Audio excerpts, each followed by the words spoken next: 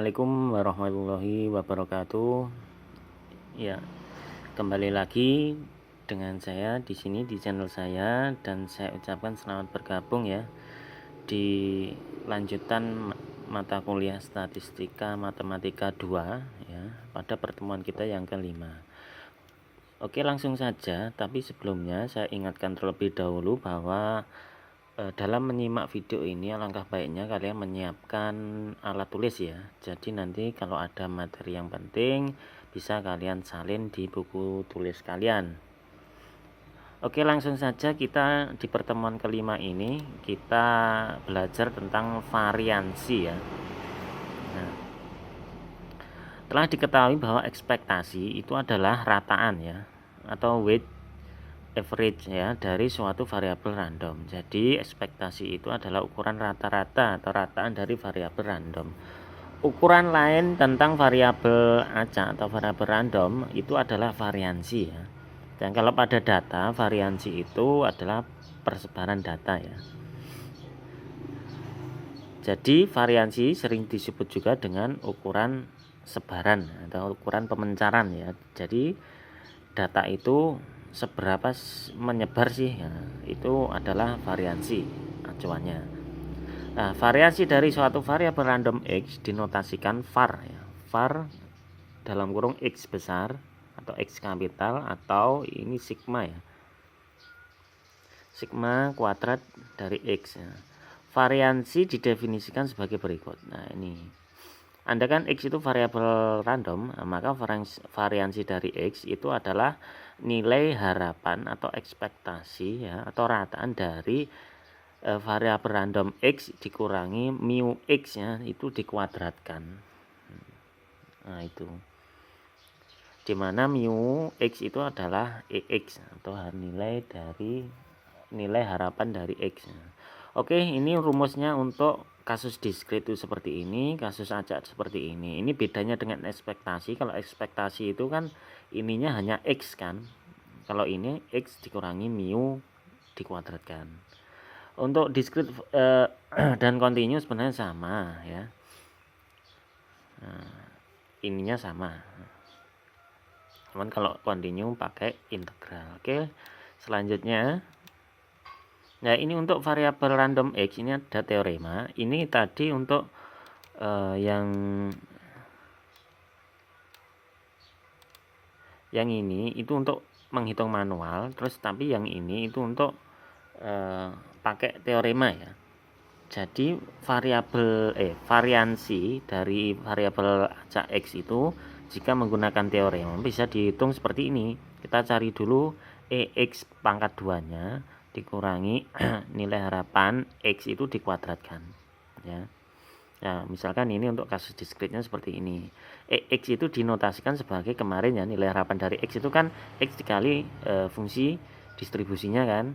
Nah, itu simbolnya mu X ya.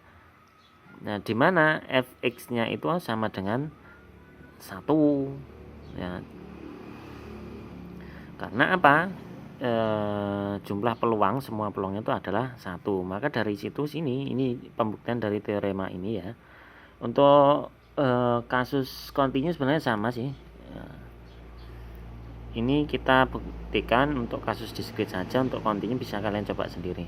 Variabel acak X itu kan ini rumusnya tadi ya kan. Nah, dimana ini kalau dikuadratkan hasilnya seperti ini ya toh. Nah, masing-masing dikalikan fx, ini kali fx, ini kali fx sama dengan ini kali fx sama dengan ini, dimana sigmanya ikut ya di ketiga-tiganya. Karena ini mu ini adalah konstanta, bisa dikeluarkan ya ini ya. Nah, sedemikian hingga ini ada x pangkat 2 fx itu dinotasikan dalam ekspektasi seperti ini ya toh. Terus ini 2 mu, ini x fx yang tadi kan hasilnya mu kan, ini tadi 2 mu kali mu sama dengan 2 mu pangkat 2 ditambah mu pangkat 2, ini tinggal fx, ini hasilnya 1 ya sigma fx-nya, maka tinggal mu kuadrat. Ini 2 dikurangi negatif 2 ditambah 1 kan negatif 1. Jadi nilai ekspektasinya dari x pangkat 2 dikurangi mu atau rataannya. Lah, rataan sendiri itu kan simbolnya tadi apa ya? ini ya kan, nilai harapan EX-nya, berarti mu-nya diganti EX, maka EX pangkat 2. Nah, ini variansinya seperti ini kalau memakai teorema. Oke, kita lanjutkan. Sebagai contoh ya, ini contoh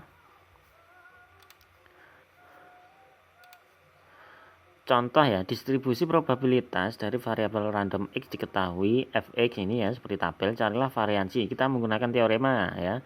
Maka kita harus menentukan EX dulu dan EX pangkat 2. Nilai harapan dari X dan nilai harapan dari X pangkat 2. Dengan cara manual ini kali ini toh, ditambah ini kali ini, tambah ini kali ini, tambah ini kali ini untuk EX-nya dijumlahkan ketemu 12/8. Tapi kalau untuk EX kuadrat, ini dikuadratkan dulu baru dikali ini dikuadratkan dulu baru dikali ini, dan seterusnya ya, dijumlahkan ketemu hasilnya 3. Sekarang tinggal dimasukkan dalam rumus variansi menurut teorema tadi. Ya, 3 dikurangi hasil dari ini dikuadratkan ketemu 3/4 ya. Lah, sigma X ini kalau ini kuadrat itu namanya variansi, tapi kalau sigma X ini saja ini namanya kovariansi ya. Nah, ketemu akar dari ini 3/4 ini jadi setengah akar 3. Ini mudah sekali ya ini ya. Oke, kita lanjutkan. Nah, apabila kita disuruh untuk mencari variansi dari fungsi variabel acak ya, fungsinya dimana AX ditambah B, maka hasilnya nanti menggunakan teorema adalah A pangkat 2 kali variansi X itu sendiri. Jadi yang dianggap ini adalah koefisien X-nya saja. Buktinya ini di bawah, caranya sama ya, dimana sigma F itu nanti saya nggak pakai ya ini ya, dimana yang B-nya nanti akan hilang, maka hasilnya ketemu seperti yang paling bawah ini. Ya, bisa dilihat sendiri ya ini ya. Nah, dari sini kita mendapatkan ini. Dari teorema itu kita mendapatkan corollary ya, akibat ya. Jika A sampai 1, maka variansi X ditambah B sama dengan variansi X. Ini bisa dibaca sendiri ya ini ya. Kita lanjutkan. Nah, sekarang kita masuk ke ketidaksamaan Markov ya. Jika variabel acak X ya dengan nilai-nilai non negatif, jadi ini negatif, non negatif ya, maka untuk sembarang A lebih dari 0 ya, maka berlaku ini. Buktinya ini kita pakai yang kontinu ya, bisa dianu sendiri ini ya. Mulai dari ini kan nilai harapan ya ini ya, nilai harapan. Nah, maka dari itu ini jadi seperti ini dengan 0 sampai A sampai tak hingga ya. Jadi ini dipartisi begitu. Nah, sedemikian hingga untuk 0 sampai A-nya ini hilang kan tinggal ini saja. Karena hilang, maka nilai dari EX itu pasti lebih besar atau sama dengan ini. Pasti atau sama dengan lebih besar atau sama dengan ini. Sebagai contoh misalkan 5 sama dengan 2 ditambah 3. 5 sama dengan 2 tambah 3. Kalau 2-nya hilang berarti kan 5 lebih besar atau sama dengan 3. Kan begitu. Kalau pakai angka ya untuk mempermudah memahaminya ya. Nah, sekarang ketemu ini karena X-nya itu adalah A ya. Ya ini, mana tadi ini ya. Maka dari itu A-nya dikeluarkan. Nah, ketemu ini hanya tinggal ini kan simbol dari peluang ya, probabilitasnya dari X untuk X lebih besar atau sama dengan dari A. Maka dengan perkalian silang didapat seperti ini. Oke, ini pembuktian bisa kalian baca sendiri ya ini ya. Terus dari teorema Markov ini kita dapatkan teorema Chebyshev ya, dimana peluang untuk nilai mutlak X dikurangi mu itu dan yang lebih dari atau sama dengan K itu nilainya kurang atau sama dengan sigma kuadrat per K kuadrat ya.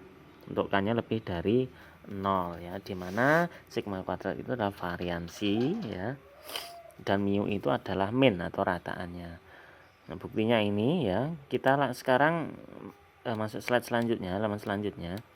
Perlu ditegaskan di sini bahwa ketidaksamaan Markov dan ketidaksamaan Chebyshev ini penting digunakan apabila variabel acak yang bersangkutan hanya diketahui mean dan mu. Jadi digunakan ketika ini diketahui mean dan variansi ya maksudnya. Tapi jika fungsi probabilitas densitasnya itu diketahui, lebih baik digunakan cara manual. Oke, sekarang contohnya ya, ini ada fungsi distribusi peluang ini ya. Carilah P lebih besar untuk peluang harga mutlak X dikurangi mu itu lebih besar atau sama dengan 1. Nah, caranya menggunakan yang pertama itu dihitung biasa ya. Dihitung biasa, jadinya ini. Mana kita cari dulu variansinya ya. Maksudnya cari dulu variansinya, ketemu, baru kita masukkan P ini tadi ya. Udah ketemu, nanti perhitungannya saya percaya pada kalian bisa ya. Nah, nanti ketemu seperti ini. Ini sebenarnya yang di perhatikan hanya ini loh ya. Cara menghitung ininya loh ya. Ini. Nah, untuk notasinya nanti bisa kalian pelajari sendiri. Nah, sekarang menggunakan teorema Chebyshev itu ketemu seperti ini, 0,44 ya. Kalau yang pertama tadi mana tadi? Ketemu A-nya itu ini ya, B-nya ketemu ini ya. Jadi kalian tinggal menggunakan teorema, kan ini sigmanya variansinya kan tadi berapa? 11. K-nya 1, tinggal 25. Oke. Oh, maaf ya. Ini variansinya ini 11 per 25 per 1 pangkat 2. Jadi ini K-nya, ini variansinya itu 11 per 25 ketemu 0,44 ya ini ya. Perhatikan, meskipun persamaan ketidaksamaan Chebyshev ini benar, tapi hasilnya itu yang diberikan sangat kasar ya. Jika dibanding dengan A. Jadi ketaksamaan Chebyshev ini intinya itu adalah nilai maksimum dari fungsi probabilitasnya itu adalah ini. Nah, ini adalah nilai maksimumnya ya. Jadi teorema ini sebaiknya hanya digunakan jika kita tidak mungkin mendapatkan hasil yang tepat. Jadi nilai probabilitas maksimal itu teorema Chebyshev itu menunjukkan probabilitas maksimalnya ya. Jadi maksudnya probabilitasnya itu mungkin di bawah nilai itu, nilai hasil dari perhitungan Chebyshev itu. Kita lanjutkan. Contoh, perusahaan Indonesia Raya ya. Indonesia Jaya tiap minggu rata-rata mampu memproduksi 50 buah kendaraan ya. Produksinya melebihi 75 kendaraan. B. Jika dalam produksi mingguannya mempunyai variansi yang diproduksi adalah 25 kendaraan, berapa probabilitas bahwa dalam satu minggu tertentu akan diproduksi 40 sampai 60 kendaraan. Nah, penyelesaiannya ini menggunakan Markov ini seperti ini. Tinggal dimasukkan rumusnya ya, 75 itu tadi yang di bawah A-nya ya, X-nya ya.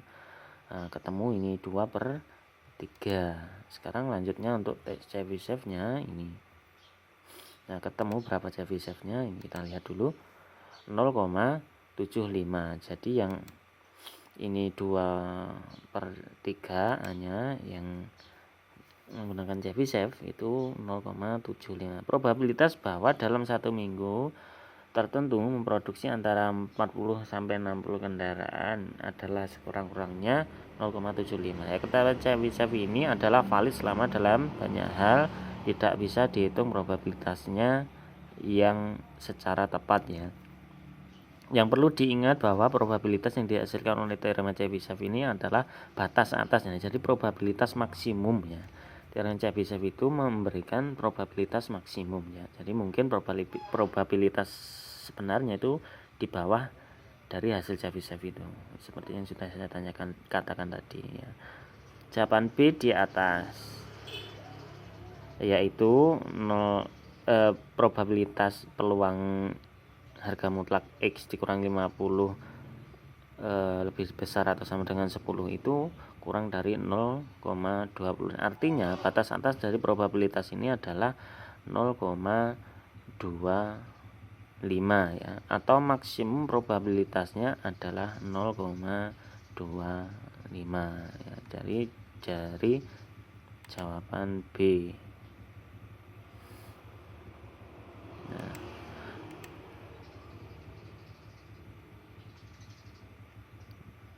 ini ya. probabilitas ini itu kurang dari ini, jadi ini maksimal probabilitasnya adalah ini.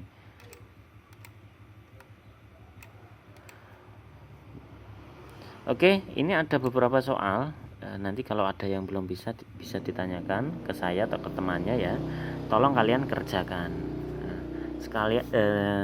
Sekian apa yang dapat saya sampaikan ya, mohon maaf apabila ada kesalahan yang sedemikian hingga kalian masih bingung dalam memahaminya ya. Tidak apa-apa, nanti bisa kalian tanyakan via WA atau komen YouTube ya. Sekian dari saya. Assalamualaikum warahmatullahi wabarakatuh. Sampai jumpa di pertemuan selanjutnya.